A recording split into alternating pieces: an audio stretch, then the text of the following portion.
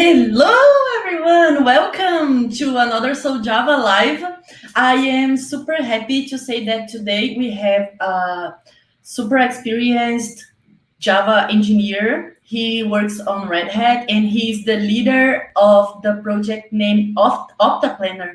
And he's coming to tell us how we can work with artificial intelligence using Quarkus.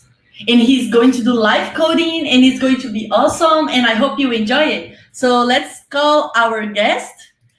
Hey, Geoffrey, welcome. Hey, Karina.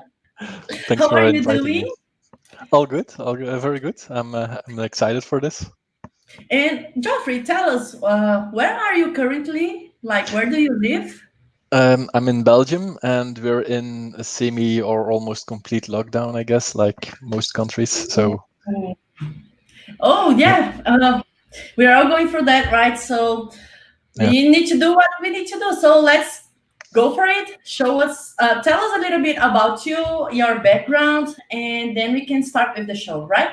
Yeah, so my background is easy. About 14 years ago, I started a little hobby project, nothing serious, you know how that goes. And that kind of got out of hand, and that's OptaPlanner nowadays, and that's used all across the globe for all kinds of AI planning problems. And I'll talk a little bit about that. 14 years ago, Geoffrey, that's awesome. Yeah, so I might be just a little bit slow with all this, but yeah, it took a lot of code too, so it took some time. Awesome. And this is also being used in production in different organizations, right? Already? So this is Yes, not an all across the globe. experimental thing. Yeah, absolutely. In all continents, all kinds of planning problems. I'm not sure in Antarctica for the record, but in all other continents at least, all kinds of planning problems from going from Fortune 500 companies to small companies, volunteer organizations, and governments, of course. Right. Wow, love it. Okay. Awesome. So I'm going to share your screen. Can Yep. you add your slides there, please? Yes. Here we go. Okay. So it's your show time now, Geoffrey. Go for it. Thanks. I'll be Thanks for. here. And just one more thing. If you have any questions, people, hey guys and girls who are watching, if you have any questions, feel free to share it on the YouTube live chat, and I will directly send it to Geoffrey so we can answer it at that moment. Okay? So you don't need to wait until the end for the Q&A. Just share your questions now. Bye bye. Thanks. Yep. Very good. Here we go. I'm going to talk about artificial intelligence and more specifically about planning optimization. Now, planning optimization is arguably one of the best kept secrets in artificial intelligence, and I'm going to try to give you a glimpse on why that is. And of course, I'm going to talk about OptaPlanner, which is the project in which how we're going to solve that. I'm going to implement everything from scratch, and I'll implement an entire application. So this is the application I'll actually be showing you. I'll actually be implementing for you. It's a timetabling problem in which we need to assign a number of lessons to a number of time slots and a number of rooms. So you can see here, it's for a typical high school. We have an English lesson, a math lesson, and so forth. We need to decide when these lessons are being given and in which room. Now you can see the solve button here on the top right. When we click that button, then OptaPlanner will figure that out for us on top of Quarkus. So here's a little bit more about the input and the output and why this is such a difficult problem, as you might think it's fairly easy, right? So we have a number of lessons here: math, chemistry, French, and history. We have a number of time slots to put this on. So we could basically put any of these lessons in any of these time slots. So we have a lot of freedom. On the other hand, we have a lot of non-freedom too, because these math lessons and this chemistry lesson are all both given to the 9th grade. So that's the same group of students, same class, right? So that basically means that they cannot attend these two lessons at the same time, and so these two lessons should not be occurring at the same time. Same thing happens between the French and the history lesson, both to the 10th grade. On the other hand, the chemistry and French lesson, they are different student groups, but they have the same teacher. Both are given by Marie Curie. So also those two lessons cannot be happening at the same time. And that starts to make it a little bit more difficult, right? So you give this problem to OptaPlanner, and OptaPlanner will basically figure out an optimal or near optimal schedule for you. And in this case, all of the constraints we've noted here are actually fulfilled, and you'll see that Marie can give her lessons, and the 9th grade and the 10th grade can actually follow all of their lessons. Now, this is actually a very simple case. For one, there's few lessons and few time slots and few rooms here, but also there's very few constraints here. We just look at the conflicts between the students, the teachers, and the rooms, which are typically the hard constraints. It gets much more interesting and much more challenging when you start adding more constraints, and then we'll take a look at that later. Now, you might think, okay, I don't have a high school, so what can I do with this? I'm working for a company or an organization that's not a high school or school at all. Well, with OptaPlanner and with these kinds of artificial intelligence, with planning optimization, you can solve many other problems. One of them is equipment scheduling. So if you're assigning, for example, hospital beds or CAT scanners or things like that, you can actually fill up the space better, and which creates a higher utilization of these equipments over time. It also is very useful for job scheduling. So in this case, what you need to do is, for example, in an assembly line, build a car or furniture or a book. And there's a number of tasks that need to happen in a certain order, like within a sunroof or not, depending on the orders. And we need to reduce the make span, right? And by delivering those things faster, by ordering them in a better order, we can actually increase the efficiency. One of the most interesting use cases by far is vehicle routing. It's also one of the most profitable ones. So in this case, we need to deliver a number of items across the country or stop at a number of locations across the country. So typical use cases of this is the last mile delivery or any type of delivery, basically. And also, when you have the same technicians on the road to go to certain people's houses and stuff like that. And by figuring out the order in which to go to those locations and also who goes to those locations based upon skills and so forth, we can actually reduce the driving time. And in some cases, we've reduced the driving time to 25 to even 30%. And when you do that for a fleet of tens of thousands of vehicles like we've had, it can actually save up to hundreds of millions of dollars per year, as we've had in the case, as we're doing. So, and there's a benefit on top of that. It doesn't just increase the productivity of these vehicles and reduces the fuel consumption of these vehicles. It also heavily reduces their CO2 emissions. So in some of these cases, we've actually seen up to over 10 million kilograms of CO2 emissions drop per year for just one organization. So looking into vehicle routing can be very, very interesting. It is by far one of the most interesting cases. Now, other cases is bin packing, when you need to assign processes in the cloud to machines, and employee rostering, one of my personal favorites, where we need to assign people to shifts, and we need to take into account their wishes and their desires. So we need to assign, for example, nurses or doctors or guards, anybody who's not working 9 to 5, into shifts that happen in the morning, in the evening, or even at night. And we need to take into account their health. Like, you want to make sure that you don't send somebody out in an evening shift and then in the morning shift in the next day, as well as their desires, as when they want to be free and when they don't want to be free. For example, they might want to be free on a Wednesday afternoon to take care of their grandchildren. Some of these nurses, you want to actually say yes to them so they can do that and have other nurses work at that particular time. Given the current crisis situation, we're also seeing some interest in some extra constraints on top of that, like, for example, certain staff members should be in certain, should, for example, be in the COVID wards, or should not be in the COVID wards. It's actually usually the other way around. And again, we can optimize that and take those constraints into account, all Hey, weighted against the other constraints. Yes? So let me see if I get this clear. When you're talking about constraints, you are actually talking about something that cannot happen. Like, for example, having a teacher in two different rooms at the same time, or having an old nurse attending someone with COVID, right? Yep. That are what you call constraints.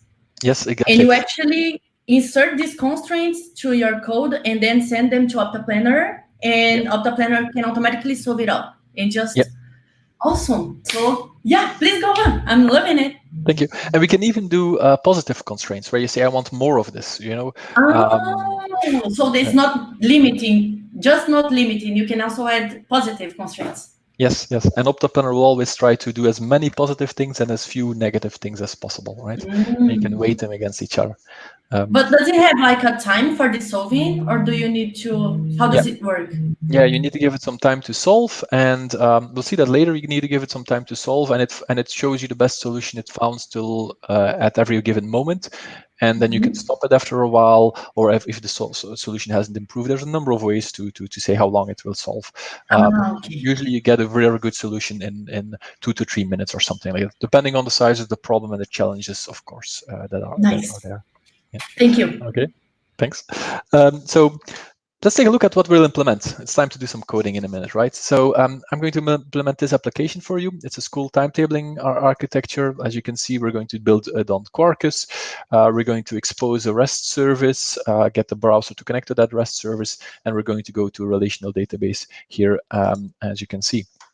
Okay, so let's almost get started. Here's the project setup. So we're going to first set up Quarkus and set up a REST service on top of Quarkus. And let's get started. So what I do is I just go to quarkus.io and click on the Start Coding button. This is, if you work with Spring, it's very similar to there. And by the way, you can use OptaPlanner on Spring too, of course. And so here, let's build something here. I'm going to pick the group ID. I'm going to just leave that there. And I'm going to build a timetabling application. All right. And I'm going to expose everything to Jackson to JSON in my REST service. So I'm going to pick Jackson to do that for me. I'm going to use Hibernate, and I'm not just going to use plain old Hibernate. I'm going to use it with Panache. What is Panache? That allows us that gives us a number of methods out of the box to persist and to read things from the database. It's very handy, so I'm going to use that to save me some time.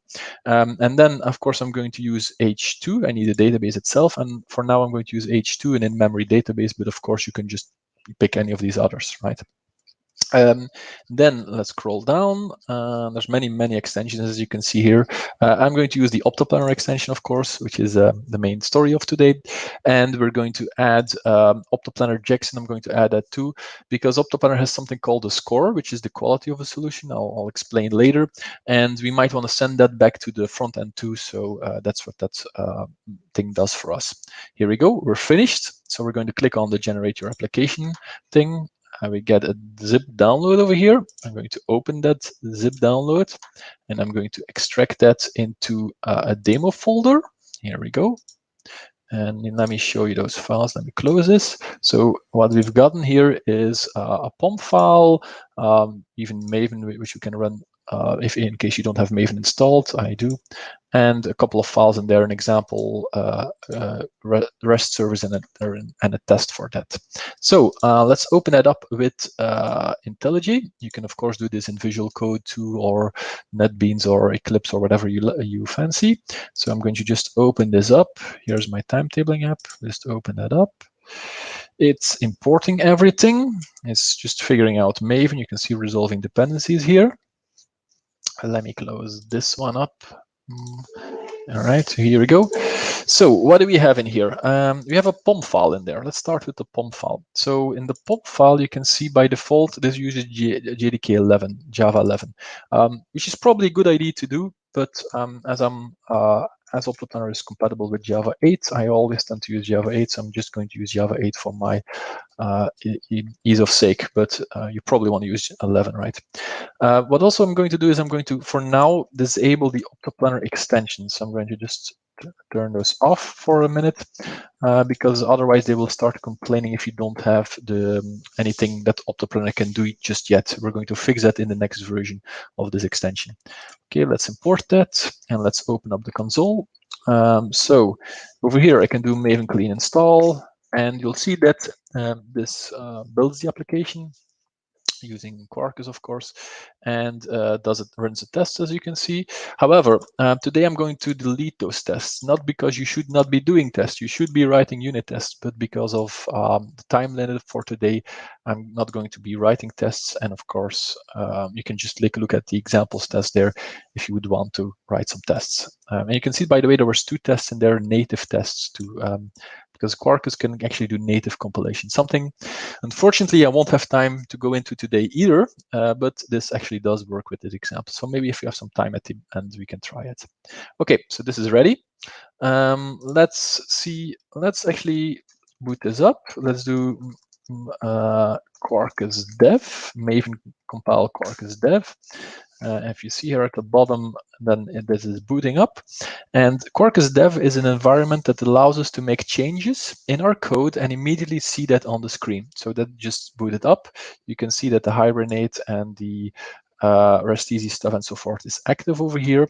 And if we go to our browser and we go to localhost 8080, we actually now get a connection to that instance there. So what do we see here? We get a static HTML file, which is, by the way, let's take a look where that is. Over here in resources, meta-inf resources, that's that HTML file that we're seeing. And there's actually an example REST service in here. So if I go to localhost 8080 and I do hello over here, I actually see the result of that REST service, right? So that's this REST service over here, right? So we want to solve a timetabling problem. So I'm going to first change this into a I'm going to change this path to timetable. And I'm going to say, okay, I'm going to do everything in JSON. So I'm going to say this produces JSON, and it also consumes JSON, right? And I'm going to change this in this example resource into a timetable resource, right? So and I'm going to change the getter here to return a timetable object. Of course, that doesn't exist yet, so we'll need to create it in a minute. But so when we call the path, we'll get back our timetable object. And that basically gives us everything we want to show in the UI in a minute. So that's our timetable. So let's create that object. Let's do it like this. Create a timetable class. I'm going to put it under domain package here. And here we go. We have a timetable class. Just so Jackson doesn't complain, I'm going to put a string name in here, and then it will actually be able to send this over to the wire as JSON. So I'm just going to put a name in here, and what we'll do is we'll just return a new timetable here in the get method. So now we've created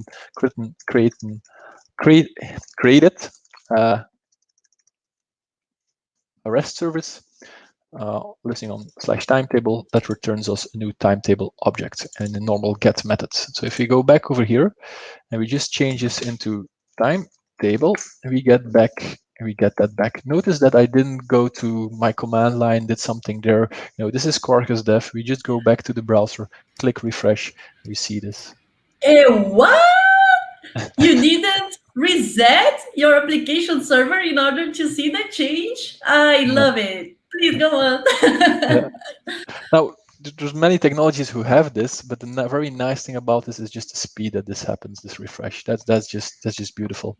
So let's continue, and we'll see this throughout the rest of the demo. So the next thing we need, let's go back to our slides. We need a domain right now, right? So we need a couple of time slots, a couple of rooms, and a couple of lessons. So let's start with the time slots. So the time slots, they don't have a date. Why not? We will make a schedule for an entire week, but we will reuse that every week for the high school. So in other kind of planning problems, you will actually see there's dates being used there. In this particular one, we don't need that. We just need to say the day of the week. On Monday, we'll have a time slot, for example, on Monday morning from 8:30 till 9:30. On Tuesday, we might have one too from 8:30 to 9:30. And we might have on from 9:30 to 10:30 and so forth. So that's the day of week, the start time of the time slot, and the end time of the time slot. we're going to use, of course, this is all Java time stuff, the only way you should be doing time stuff in Java. And of course, we're using, we need a room, which we'll give a name. And then we have our lesson. The lesson has a subject, a teacher, and a student group. Now, in a more elaborate example, you would actually make this teacher a teacher object, which has a name and maybe some other properties there, right? And the student group, that might actually be its own object too. However, to keep it simple for today, I've just used the name of that teacher here as the string, and we'll just keep it to that. I will presume that all of the teachers have a unique name. So the lessons will need to be assigned to a time slot and to a room. So the lessons has a reference to the time slot and to the room, which start out as null. And of course, OptaPlanner's job will actually be to assign those, right? So let's take a look at, let's build those, right? So I'm going to first start with the time slot. And because we're going to put everything into the database in a minute, I'm going to give this an ID, and I'm going to just use long IDs generated by the database. It's going to be easy. And so our time slot has a day of week, right? So the day of week could be something like Monday, Tuesday, and so forth, right? It has start time, so we're going to use a local time, of course, start time, and it has an end time. Okay. And now we need a constructor, an empty default constructor for that, because of checks in this particular case to send over the wire. And we also want a constructor when we'll start generating test data. Right. Notice that I don't actually have the ID in that constructor because that will be generated by the database. This is Java, so we'll need a bunch of getters too. So let me just do that. Right. Okay. Here we go. So that's our time slot class. Right. Very relatively straightforward. Let's create one for the room class, which is even simpler. So the room also has an ID, and the room has a name, and that's basically it. Again, we need an empty constructor for Jackson, and we need we want to have a constructor which takes the name when we start generating our test data. And again, we want some getters for all of these properties. Fairly simple. And now the most interesting of these classes, the lesson class. Again, a private an ID, a long ID, which will be generated by the class, by the database. We need a subject like math or French, right, or English, or whatever the case may be. And then we need a teacher like Alan Turing and so forth.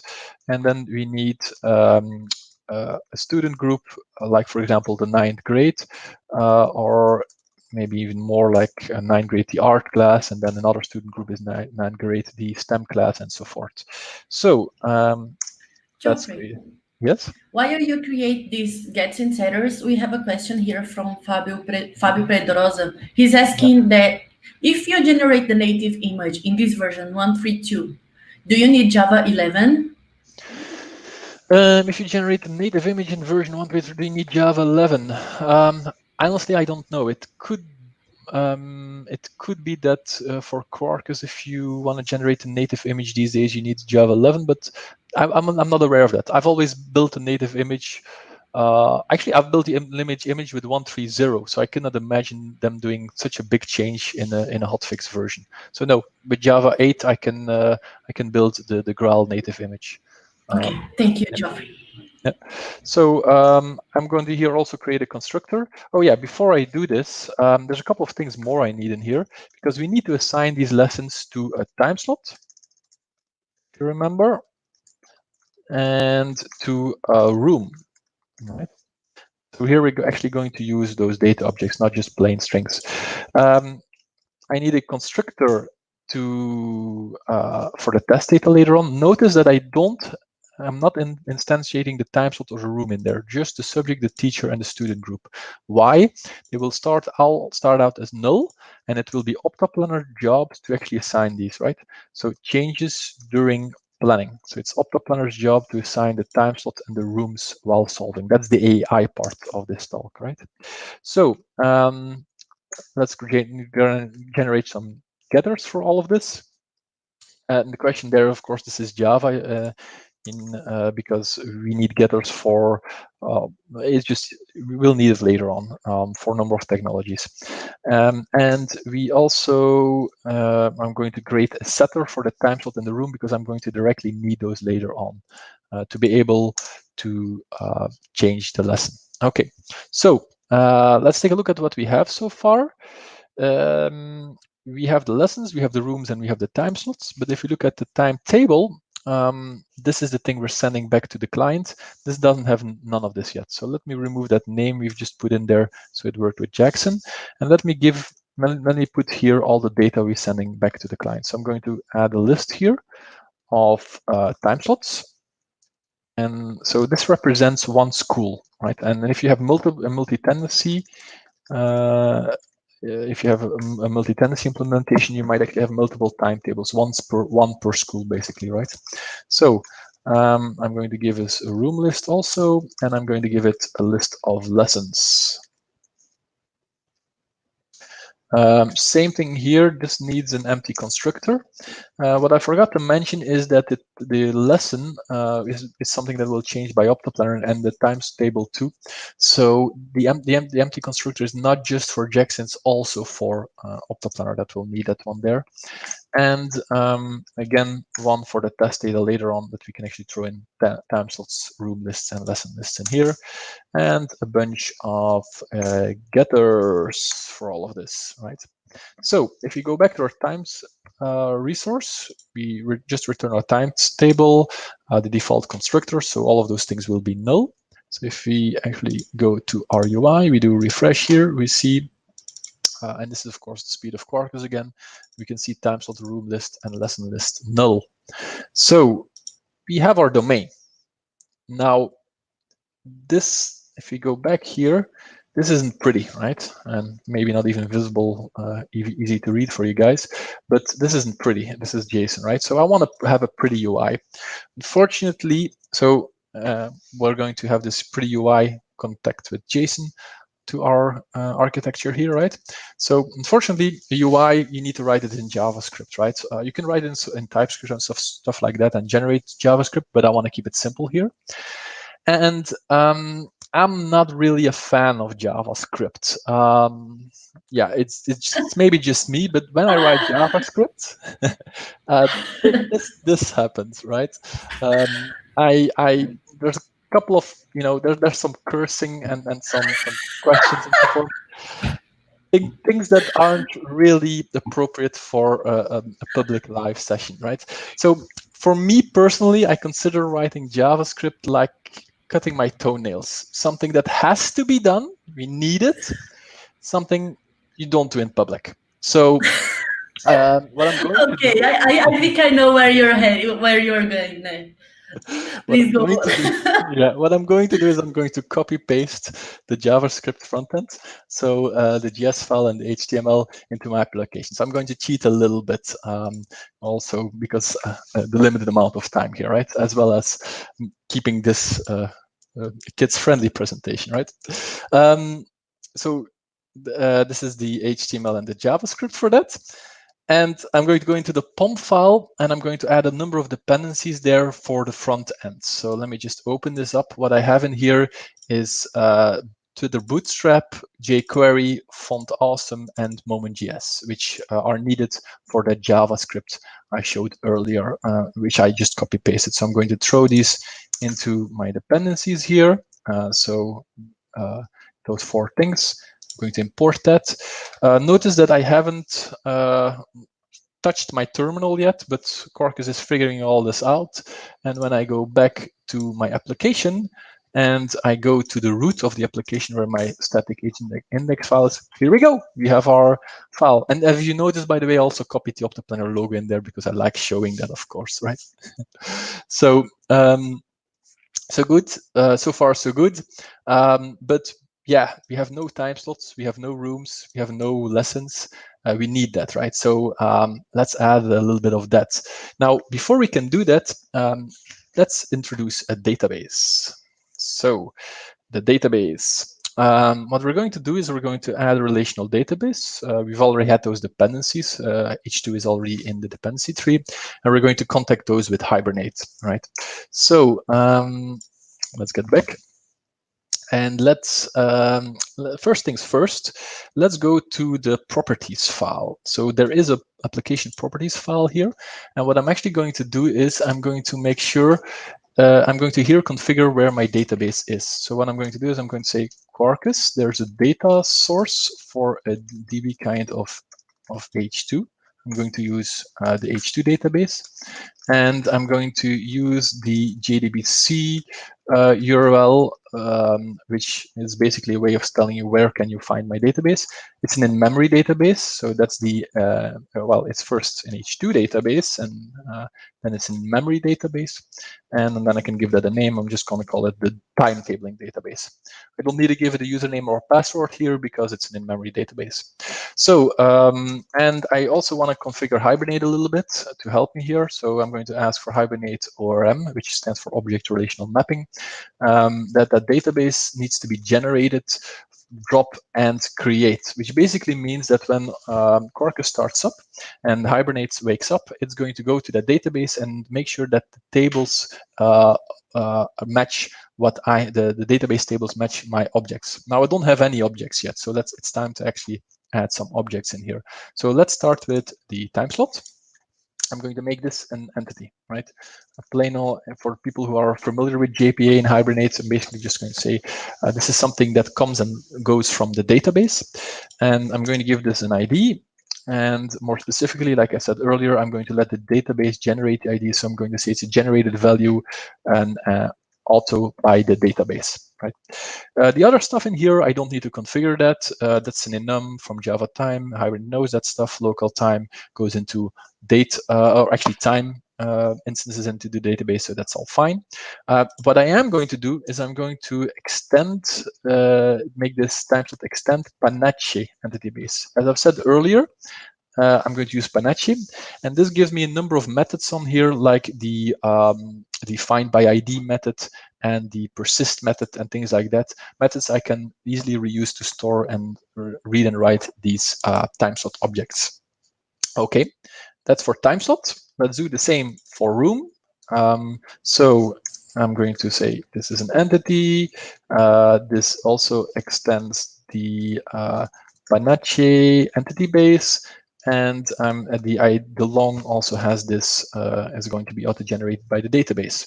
Nothing fancy there. Let's switch to lesson. Same thing there. This is an entity, something that goes into the database. This extends the Panache entity, so I get all those read and write methods for free, and the long is again generated. There is something special here, because, okay, these strings of subject and teacher, that's just varchars in the tables in the database, but these time slots and these rooms, that's actually foreign keys to those other database tables.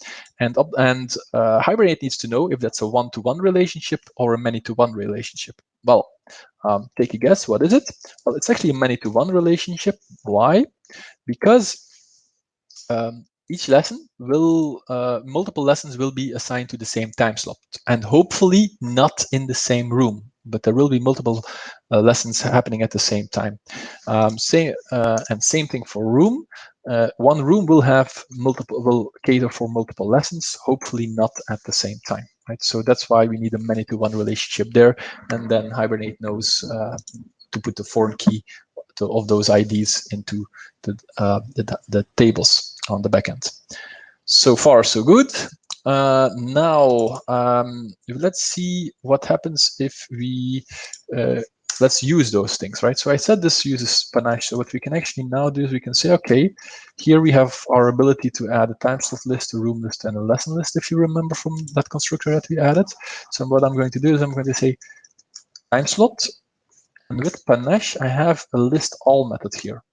It gives me a list of all of the time slots in the database. Similarly, I'm going to do that for room, to list all of the rooms. And now I also need to list all of the lessons. So again, I'm going to use the list all method there. And you can see there's many options here, which Panache gives us: list, count, find, and stuff like that. So many options we can choose from, but this suffices for me. So let's see what happens now. Let's go back to our application. Let's do the refresh here. Not much big difference here, but what I want to show is that if we go here and do timetable, is that we now don't get nulls here, but we get empty lists, right? So we need some data, right? We need some test data. So let's go back to our implementation. Because we need some data, and first let's just generate some. So what I'm going to do is I'm going to add a new package called Bootstrap, and I'm going to add some demo data and demo data generator. And what this class will do for us, it will actually generate the data for us. So we'll do a generate data for us. Okay.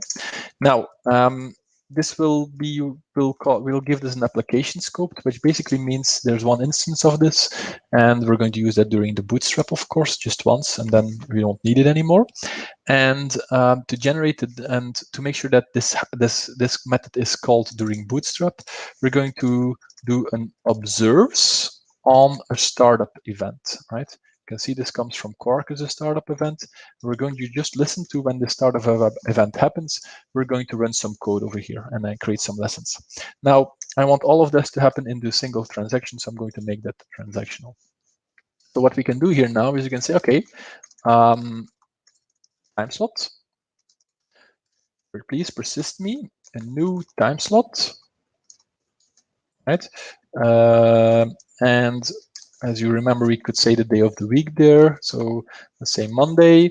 We can give it a local time. Let's say now, and that's the starting time. And of course, we need an end time too. So let's take now plus 1 hour, right? And here we go. We will now have one time slot in our database. The same way we can persist a new room. I'm going to call this room A, and the same way we can persist a new lesson. So persist new lesson, and we need to give it a subject, a teacher, and a student group. So I'm going to pick for the subject, I'm going to call it math, and we're going to have Turing give us math. Let's hope you understand that. And we're going to we'll be teaching the 9th grade. Okay, so let's take a look at how that turns out. Notice that, again, I haven't gone to my terminal or anything. I just to refresh here, see it all fits up into our REST method. And if we show this in the UI, this is prettier. So yes, I'm in a different time zone. So this is actually my local time here. You can see that's our time slot that I just generated. This is the room I just generated. That's that one lesson I've just generated. Now, the big problem with this is that I'm not going to be able to show you AI with just one lesson, not even with just 2 or 3 or 4 lessons. I need far more lessons, right? So I need some test data. And it's going to be, you don't want to see me writing tens of lines of test data. So what I'm going to do is I have a little bit of test data here. So let me open that. I don't want to see you writing all that data. Please copy paste. Thank you. You're welcome. So what I'm going to do is here I have 10 time slots. So I'm going to add 10 time slots, 3 rooms, and 20 lessons, right? 20 lessons, 10 time slots, and 3 rooms. So let's take this and let's throw that, and let's just throw away what I just did there, and let's just add these, right? We need a couple of imports here for a list. Let's add that. And we need, and of course for the area list, all right? And let's go back, click the refresh button, and that's the result of that. Notice we have all of our time slots here, all 10, 5 on Monday, 5 on Tuesday. There's a break between 11:30 and 1:30 p.m. For recess, for lunch, right? And then we have 3 rooms, A, B, and C, and we have a whole bunch of unassigned lessons. And notice in these lessons we have, for example, math here by Alan Turing, and he's giving it twice to the 9th grade, and he's also giving math to the 10th grade. So there's a lot of, it gets quite difficult to start assigning this to good rooms and good time slots without breaking any of those constraints I mentioned in the beginning, right? So this is a challenge, right? This is where it's hard to do this. So But let's go.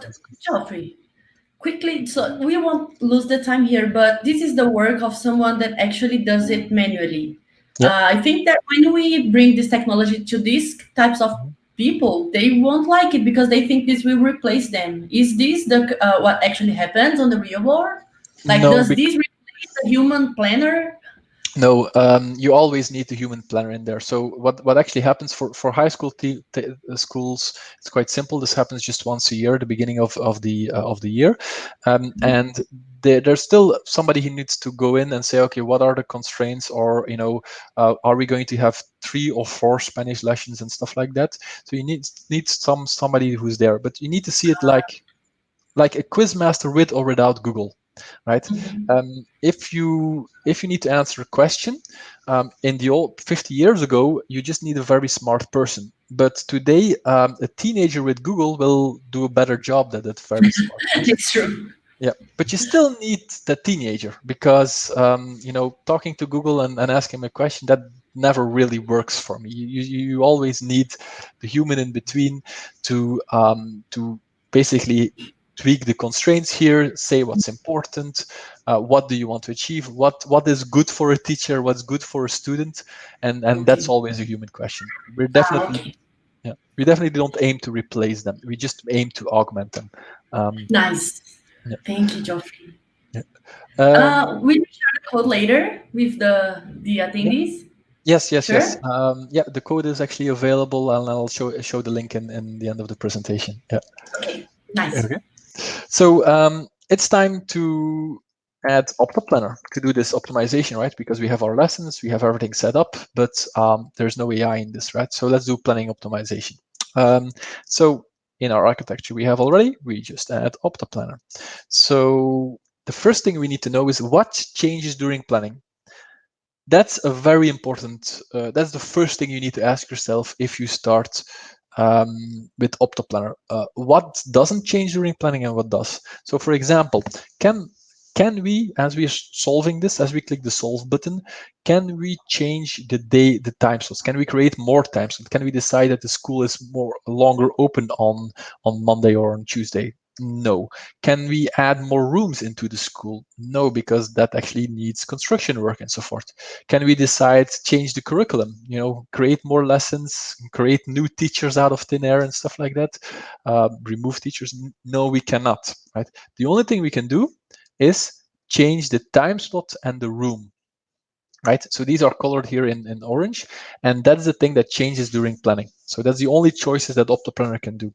And to let OptaPlanner know these are the things you can change, these are the things you can modify, we're going to add a planning variable on those 2 fields, on the time slot and the room. Actually, most cases usually have only 1 planning variable. This is a little bit special. It has 2, a time slot and a room. The class that has those planning variables is the planning entity class. That's basically just a class that has 1 or more planning variable and methods or fields.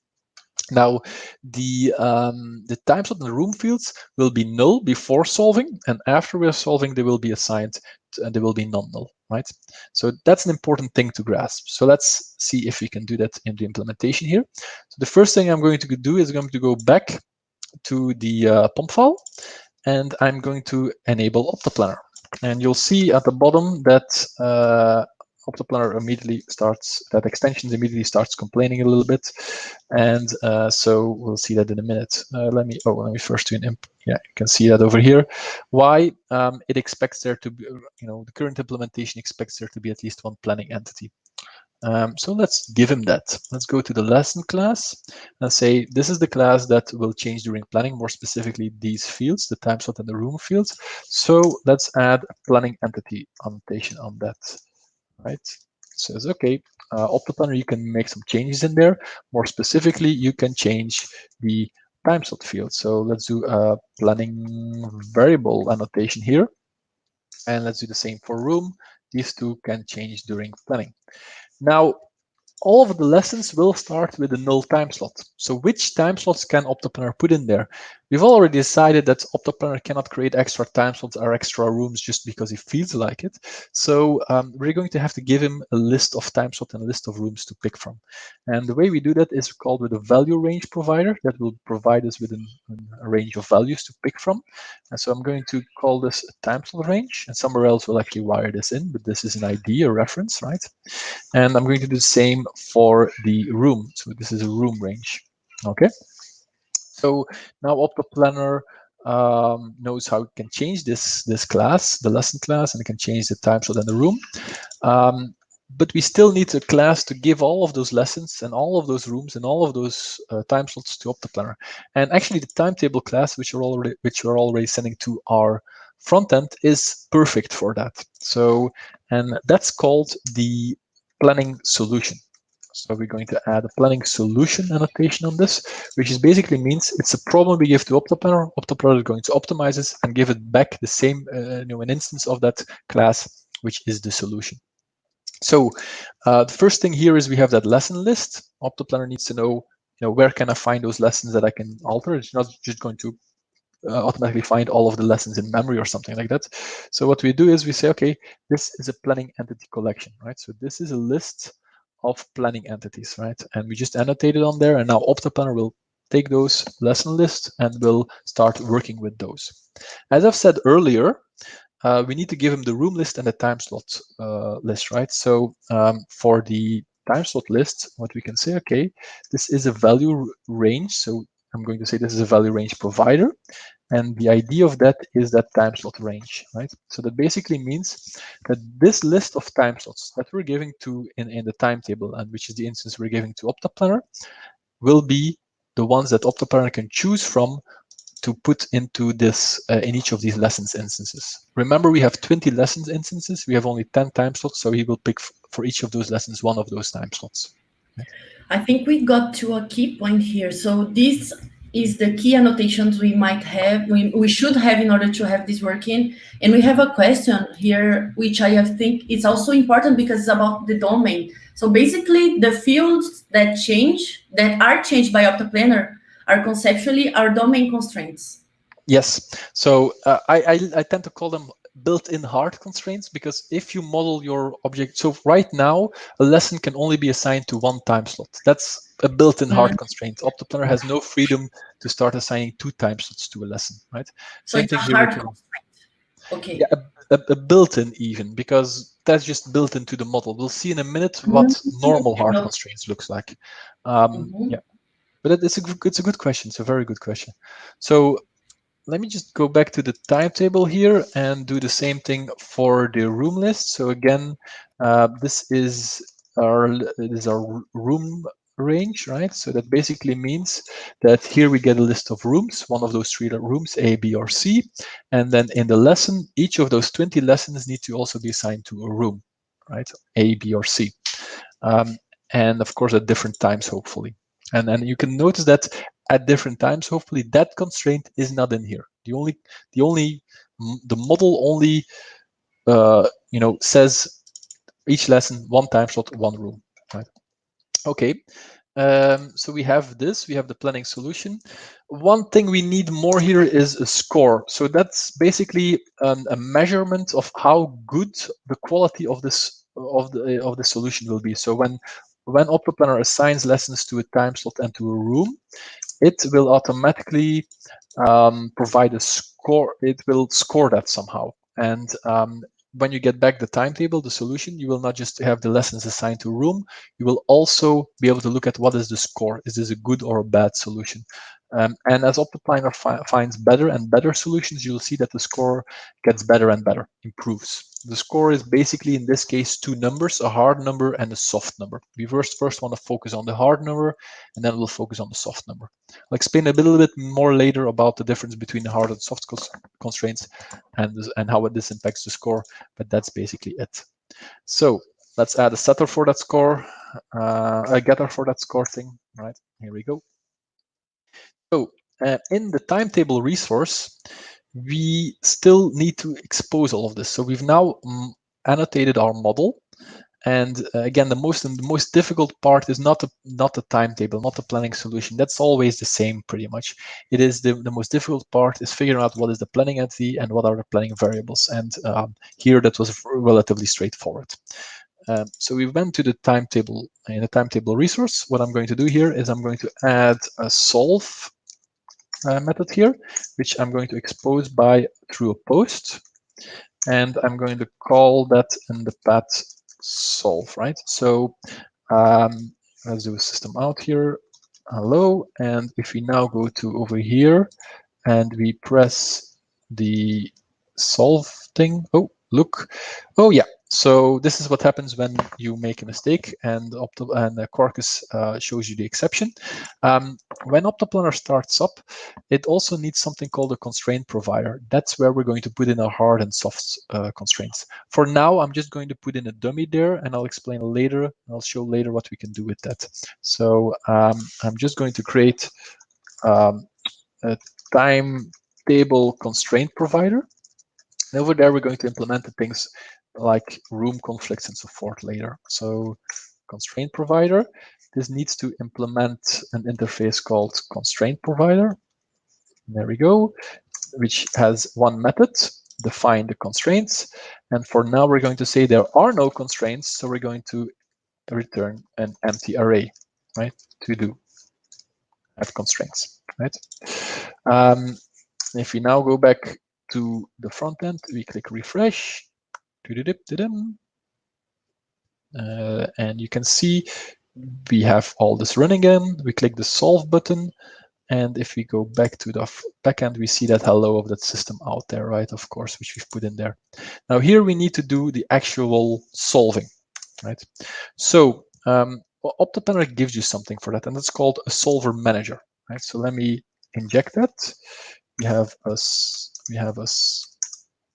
solver manager, which can solve timetables for us, and we're going to call the solver manager. Now it also has a second generic parameter, and that's the problem ID.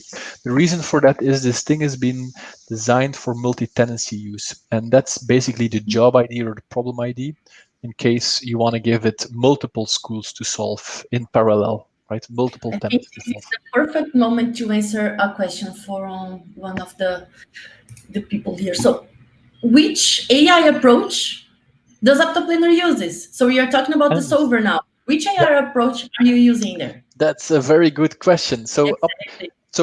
this is a planning problem, and planning problems need to be solved by a constraint solver. That's where they're good at. And more specifically, OptaPlanner here uses meta heuristics such as local search with a whole bunch of algorithms. We have the Tabu search algorithm, the similar Ealing algorithm, late acceptance hill climbing, and so forth. These all have fancy names. You don't need to worry too much about this. You'll actually see that I don't configure any of these right now. It's like the garbage collector of Java. It's just in there in OptaPlanner. But if you want, you can power tweak those and select which algorithm you want. What you won't see me using is machine learning. Why not? Machine learning is great to recognize if picture is the picture of a dog, or to any kind of pattern recognition, recognizing voice and so forth. However, machine learning is quite terrible at solving planning problems, at optimizing, for example, a school timetable, as many research papers actually nicely shown. So use the right tool for the right job, right? Yeah. And sometimes you want to combine them. For example, if you have predictions coming from machine learning, you want to put those into OptaPlanner to then optimize your decisions and what you do on top of those things. So they add to each other. It's not like an exclusive, right?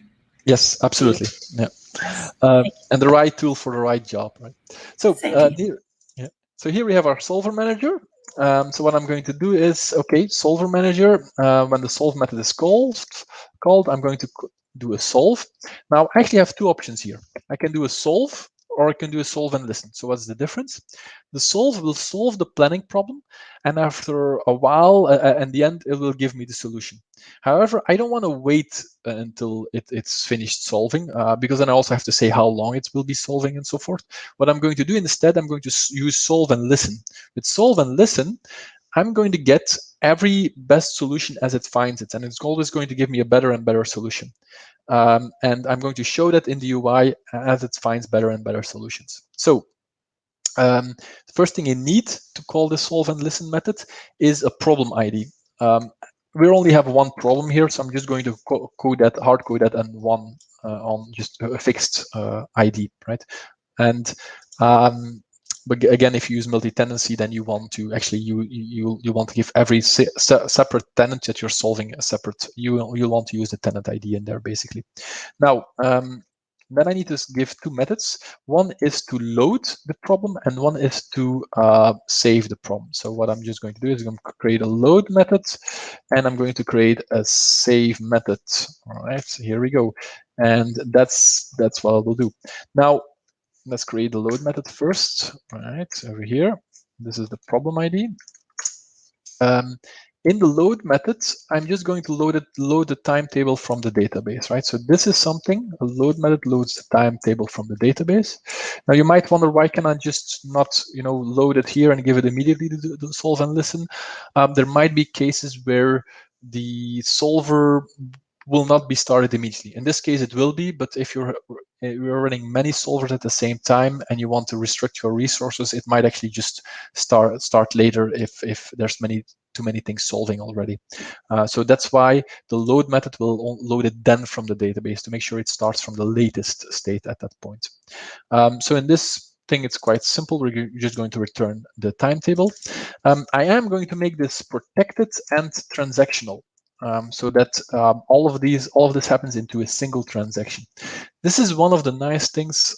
This is one thing I really like, is the fact that even though this is a method call in the same class going to another method in here, that transactional annotation actually happens, and this actually happens into one transaction.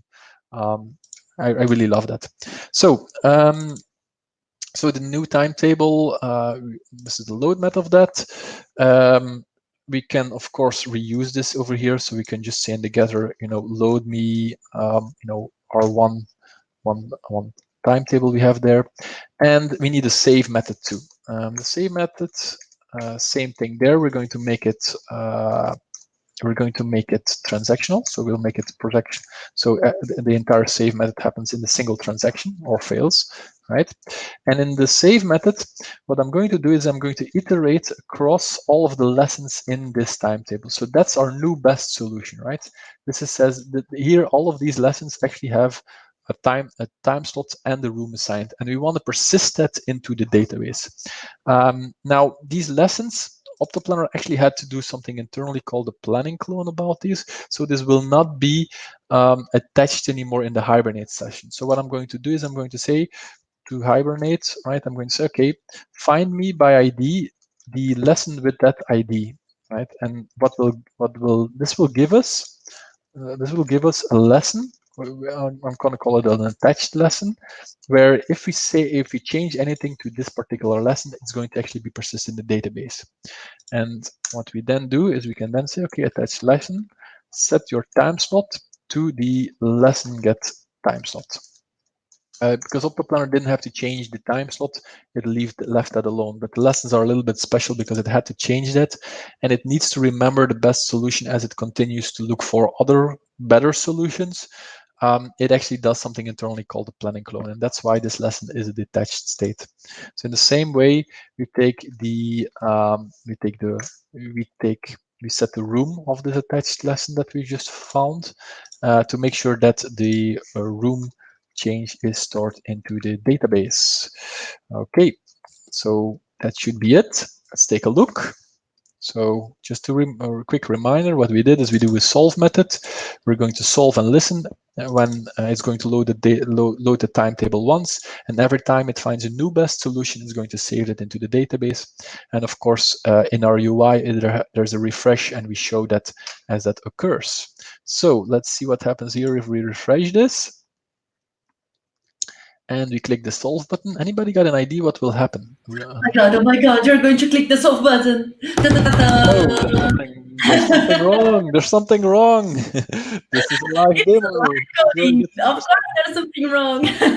Yeah. So OptaPlanner always gives very nice error messages. So what it's complaining about is that it couldn't find the time slot range in these things. So apparently, it's saying that if I read this, it's saying that okay, you have a lesson here, and you say okay, there's a time slot range over here, and that's where you can get all of your time slots.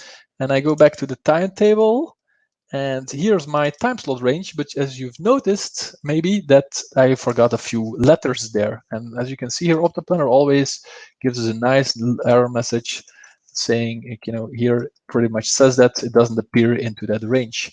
And people love this from OptaPlanner because it just makes it easy to fix mistakes.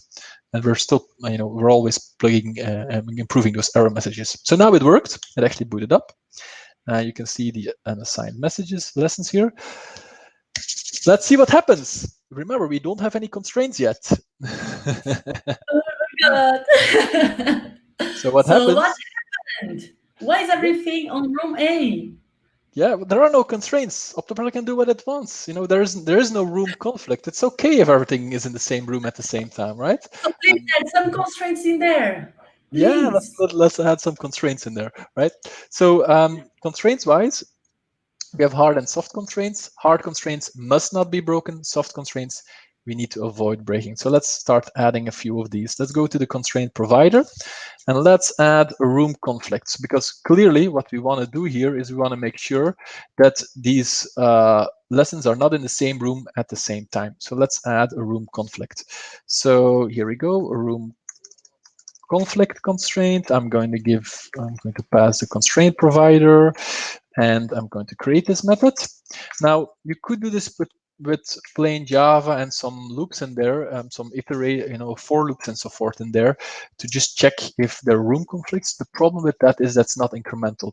And this technology, the constraint provider, also in Java, in functional Java, is incremental, and the scalability gain of that is huge. So even though we support the other approach too, I'm going to directly show you the right way to do this, and this is this way.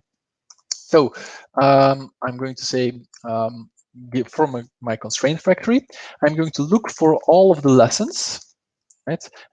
Read is a little bit like an SQL query or a Java 8 streams, right?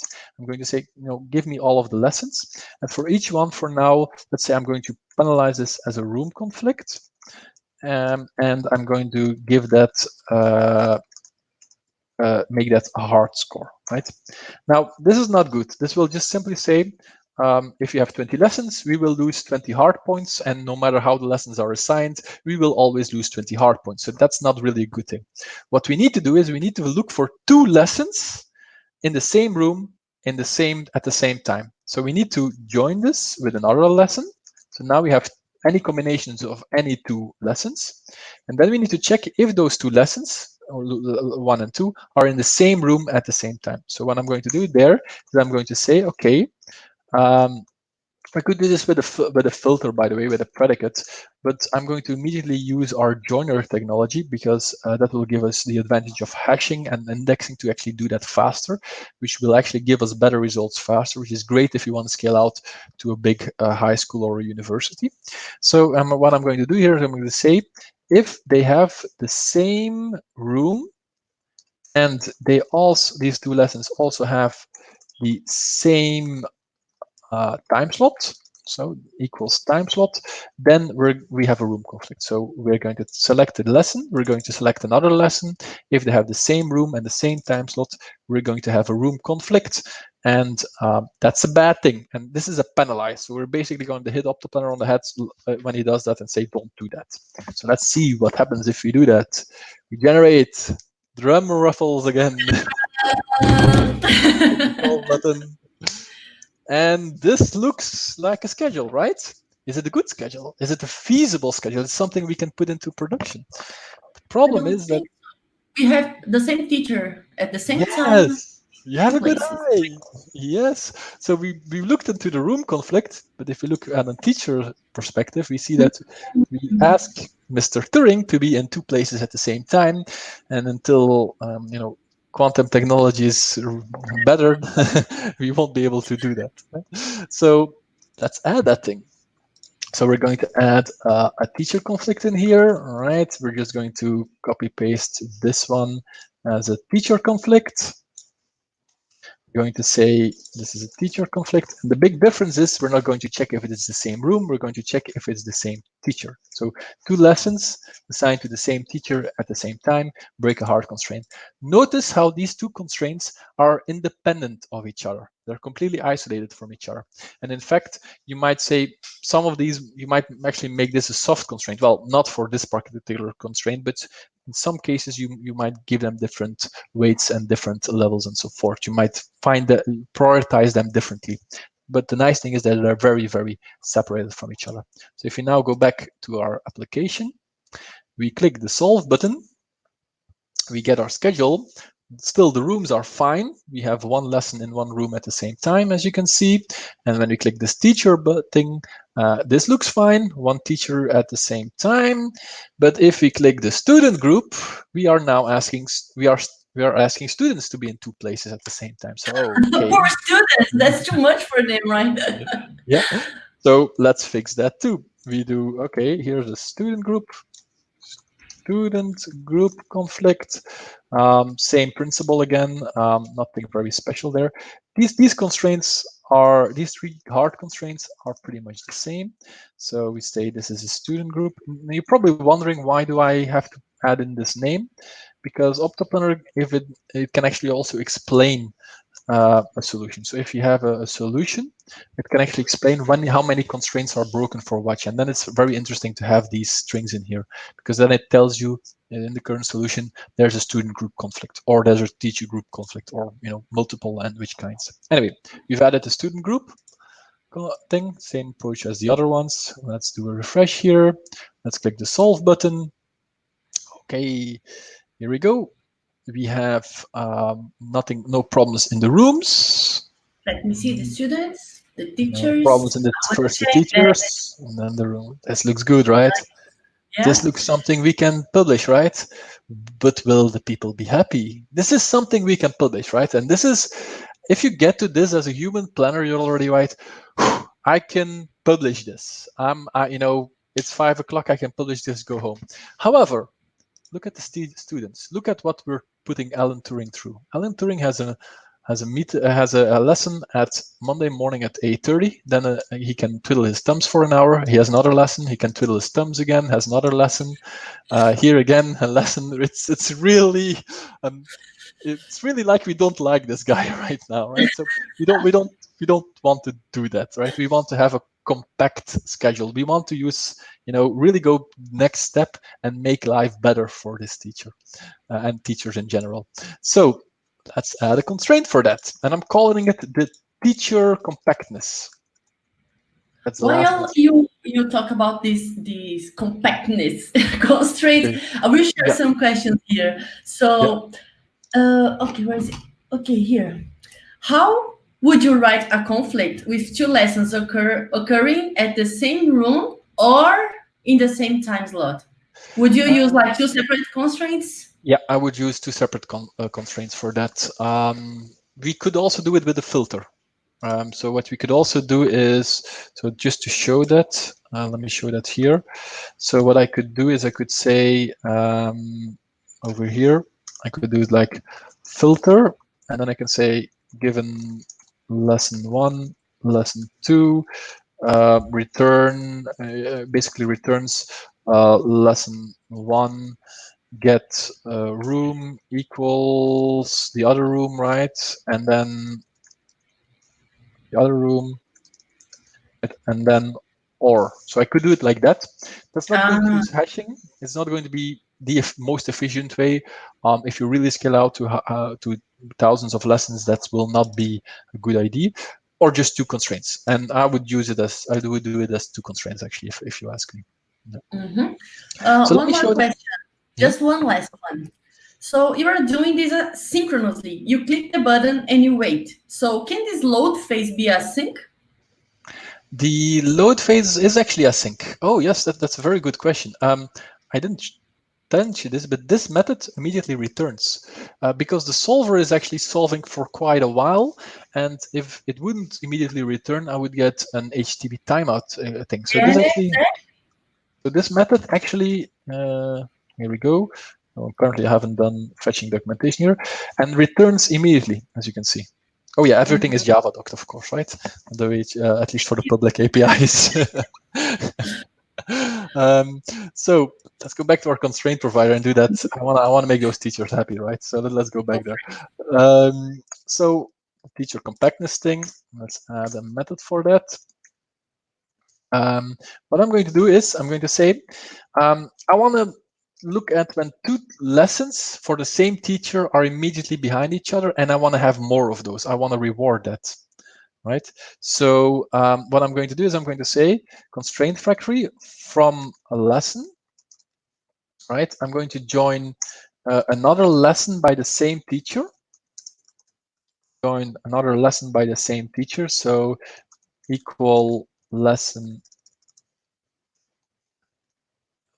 get teacher. So now I have two lessons that are given by the same teacher. And like I said before, I'm going to do a reward on those. But before I do that, I need to make sure that they are immediately sequential behind each other so that the first one stops when the second one begins. So what I'm going to do is I'm going to say, I'm going to add a predicate on this. And you can see this here, this returns a by constraint streams of two lessons. So I can now give it a predicate of two lessons where I say, okay, the first lesson, the time slot of that first lesson, when it ends, when the first lesson ends, if that equals the second lesson time slot when the time slot starts. So when they're actually back to back, the first lesson and the second lesson, then that's a good thing because I want to compact those things. So every time that happens, that means that there's less gaps, right? So I want to make that happen as much as possible. And that's why I'm going to use a reward instead of a penalize. So in the other things, I've always used a penalize. I'm going to use a reward. And that's basically the teacher compactness. And this is not very important. It is important, but I can live without it. So it's not something that must be fulfilled. It's something I would like to have fulfilled as much as possible. So I'm going to call it a soft constraint. It is a lower priority than the hard constraints. And by the way, we can, of course, weight these soft constraints. You can think for example, say of soft 10. That won't make a difference here because there's no other soft constraints. But if you want to weight multiple soft constraints against each other, you can do that. So let's do that. And a more elaborate implementation, I might actually take into account that there's a resource in there and just say anything that's in the next 30 minutes, but this works for so far. So let's do that. Let's take a look here. So we've just added a compactness, say, and every time two lessons of the same teacher are back to back, we're going to get points. So let's hope that OptaPlanner does that. Click the solve button. Let's hope. Yeah. So room-wise, everything is fine. Let's go to student group first. Student group, everything is fine. No conflicts there. Those are hard constraints. OptaPlanner fulfills the hard constraints first. Student-wise, everything is fine. No room conflicts. And more importantly, what you see is life is much better for Mr. Turing right now, as you can see, because there's no gaps in there anymore. Right? Yeah. It's not going to put them here because here there was a gap anyway. There's the lunch, right? So that's why I didn't put them there. You can still see a gap over here, and that's soft constraints, right? The reason that it's a soft constraint is because you know you're never going to get it perfect. You always have to break it a few times, but we're going to minimize that. And here's a nice situation where you can see these two lessons behind each other, these two behind each other, and then, sorry, Penelope Cruz, but you have to have a gap hour there. I'm sorry, but at least she only has one. Yeah. Yeah. So Basically, you created a lot of constraints, but is there a way you can unit test it? Yeah. It's a very good question. We're working on something called a score. We already have a score verifier, which you can already use to test your constraints. But specifically for the constraint streams, which I'm showing here, we're working on a very, well, let me scroll down here so we don't see all that red. We're working on an API that should be in the next version or the version afterwards. My colleague Lucas is working on that, and it's so far it's going forward very nicely. It's a very beautiful API where you can just oh, I'm sounding like Trump. I don't want to do that. Oh, okay, I don't want to mention that anyway. Point being is you will just be able to say I want to have a score verifier on teacher compactness. And you will just be able to say, given a lesson of or 2-3 lessons, that this particular constraint needs to match a number of times. So we have a full API for that. There's a documentation for that, right? Right, Geoffrey, on the OptaPlanner site. Yeah. So there's a documentation for the score verifier, the general one. So if you go to optaplanner.org and you go to the documentation, there's one that's already explained there, and the new one that we're building will of course be in this full manual too, right? So here's the full manual. As you can see, it's about 400 or 500 pages. Everything is explained. 90% of that you will not need and you don't need to read, right? But depending on what you do need, you pick what you want and Go use, right? straight for the thing you need, right? Yeah. Nice. Yeah. We And are like so 15 minutes past our time, and yeah, I think you should use your last 5 minutes to wrap it up, maybe. yeah, So of course. most important things you want to. Yeah. I'm actually done. So that's well, I'm a bit over time. Yeah. So that's the source. So if you want to look at what I've just built, just go to this URL, GitHub Quarkus.io and the Quarkus Quick Starts. In there, you'll find a directory called OptaPlanner Quick Start, which is exactly what I've built right now. So you can just clone that, maybe Quarkus dev it and run it locally and take a look at it. If you want, yeah. Just like If super easy. yeah, and yeah, it just works. And there's a guide also to basically which explains the exact same thing as I've done here in this presentation, but written down. And the slides for this, if you want to basically do this video yourself for somebody, then you can reuse these slides. They're up to over there, and that's basically it. Perfect. I always like to help people. So there's one last question. It's the last one, I swear. Can you please open the schedule again? Yes, let's take a look. Yep.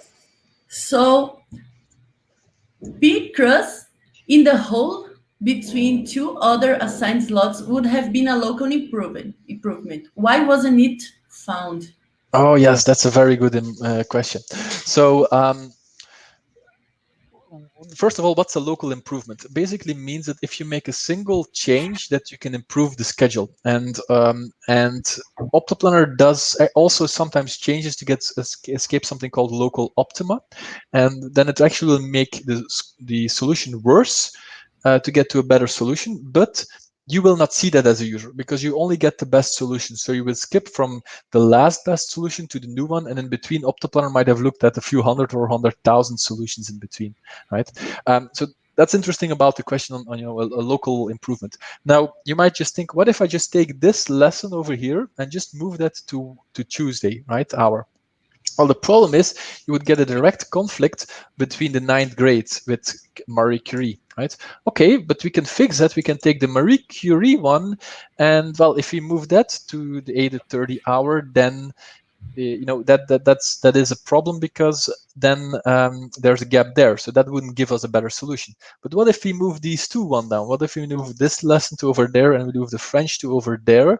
Then we don't have, then this is 9th grade, this is 10th grade. We don't have that problem anymore. But then this 10th grade conflicts with the 10th grade there. It is really a snowball thing. You pull on one wire, you pull on the whole thing, and you'd be amazed on how many times OptaPlanner started pulling on wires already and then actually found a better solution by going through those, Don't and try come to up be with this. smarter, right? Just don't try to be smarter than an algorithm, right? Well, you should try it at least, but it is very, very difficult. It's yeah. To give you an idea, OptaPlanner looks at tens or hundreds of thousands of solutions per second. As a human, it's quite difficult. You do have a couple of advantages, intuition, but it is quite difficult. As we see, we've run many tests on that. Once you start scaling out, the algorithm wins. For small cases, it's sometimes the opposite. That's quite interesting. Awesome. Thank you, Geoffrey, for the answers, for the presentation, for the live coding. It was great. Everybody loved it. So I think that you will be available if anyone wants to reach you, right? Yes. So, like I showed, just feel free to ping me on Twitter, or ask on the OptaPlanner mailing list or on the Quarkus Zulip channel and so forth. We're all there, right? Perfect. Thank you. Thank you, everyone who was watching, and hope you join the next SouJava live. Bye bye. Bye, Geoffrey. Bye, everyone. Bye, guys. Thanks for watching.